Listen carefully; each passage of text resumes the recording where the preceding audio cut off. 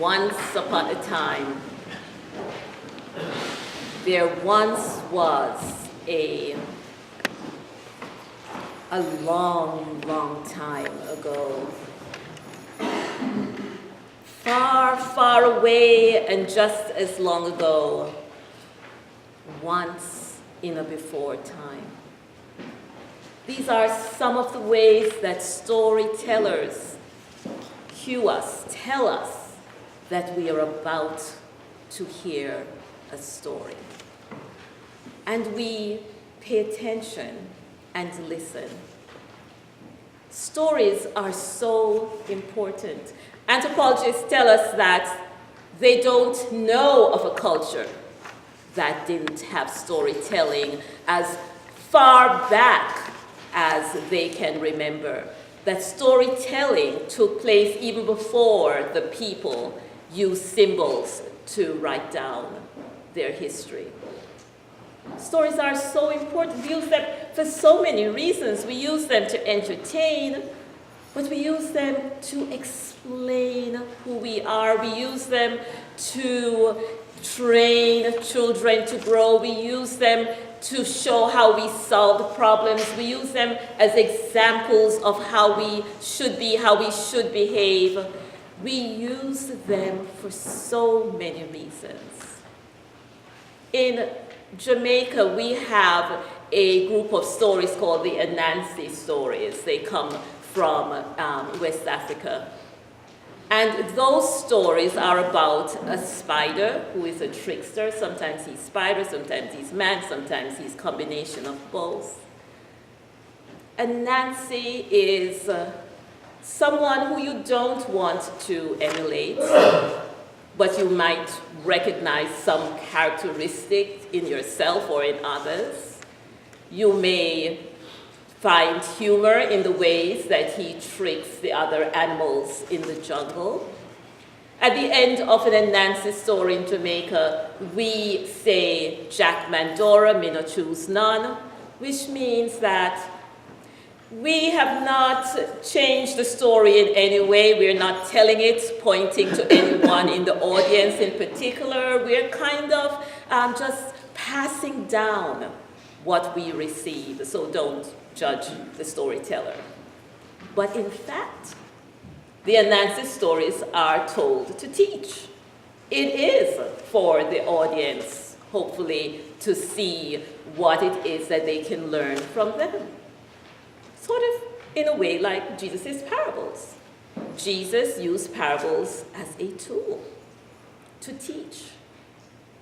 And Jesus tells us that we are to listen.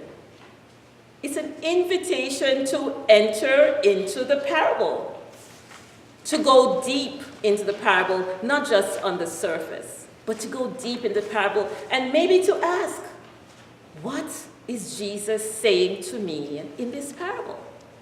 We know some of them are so dense or so different, or we just can't even figure out what it is that Jesus is saying. We say, well, let's take this little piece, maybe it means this.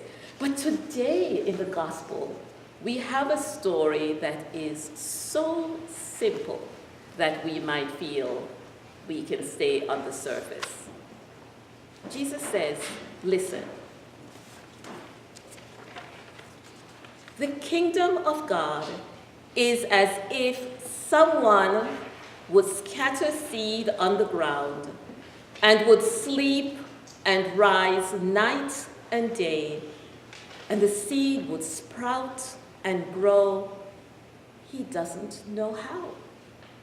The earth produces of itself first the stalk, then the head, then the full grain in the head. But when the grain is ripe, at once he goes in with his sickle, because the harvest has come. Oats, peas, and beans, and barley grows. You, nor I, nor anyone knows how oats, peas, and beans, and barley grows. First the farmer sows the seed, then she stands and takes her ease, stamps her feet and claps her hands, turns around. and views the land. We used to sing that in kindergarten. We don't know how. We plant the seed, even great farmers or sowers or gardeners amongst us plant the seed. We might fertilize, we might know about soil and water and everything, but there's something mysterious that happens between planting that seed and it sprouting and yielding fruit that we do not control. It is in God's hands. But we have to plant the seed. God gives each of us gifts to use. God gives us stories to tell. God tells us that we have to plant the seed.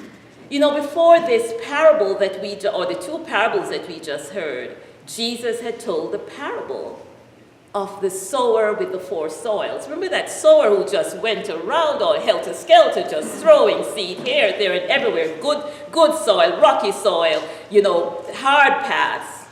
Jesus tells us that we sow the seeds of mercy and love and kindness and compassion. We sow those seeds everywhere without discriminating. Because the growth is not within our power. We can only reach out and be kind to someone. It is God who is in control of the growth, and we might not see it.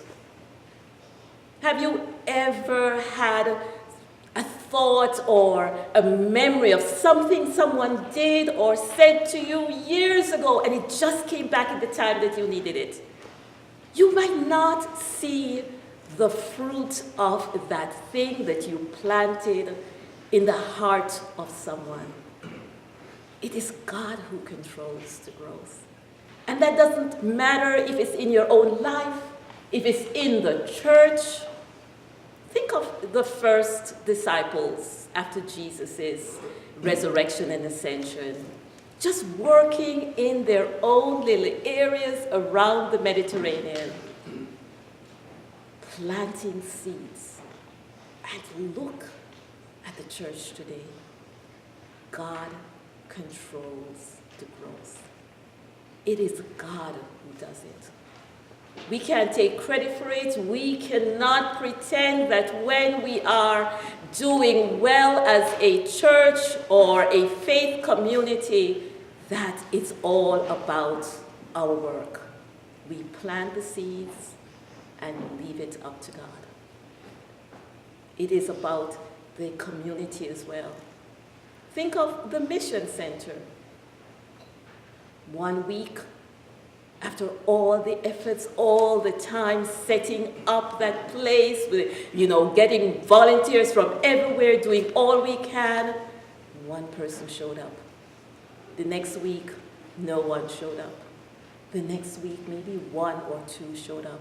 And then, the God who controls the growth, somehow word got out, and we can hardly give enough to meet the needs of those who come. We plant the seed. Today, as you hear that story, remember too the parable of the mustard seed. The parable too that tells you about God's kingdom. God's reign, God's will be done on earth as it is in heaven. That parable says that it's like a tiny seed that grows into a bush. But you know that mustard bush is tenacious. It takes over. Farmers in Palestine actually don't want it on their farms or in their garden because it takes over. That's the kingdom of God. You do your part, God grows it, and it is a healthy presence in this world. Let us not be afraid to be the sowers. Let us not feel that we need to give account of how things grow, because it's in God's hands, it's God's control. We do our best, and then we're ready for the harvest. It is all God's grace. Amen. Amen.